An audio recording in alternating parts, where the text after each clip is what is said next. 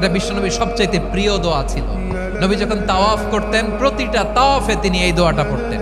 রুকনে ইয়ামানি থেকে হাজরে আসওয়াদে যখন তিনি যেতেন এই দোয়াটা পড়তেন, রব্বানা আতিনা ফিদ দুনিয়া হাসানা ওয়া ফিল আখিরাতি হাসানা ওয়া কিনা আযাবান নার। আল্লাহ দুনিয়ার কল্যাণ দাও, আখিরাতের কল্যাণ দাও। আল্লাহ জাহান্নামের আগুনের শাস্তি থেকে তুমি আমাদেরকে বাঁচাও। আওয়াজ করে সবাই পড়ুন আমিন।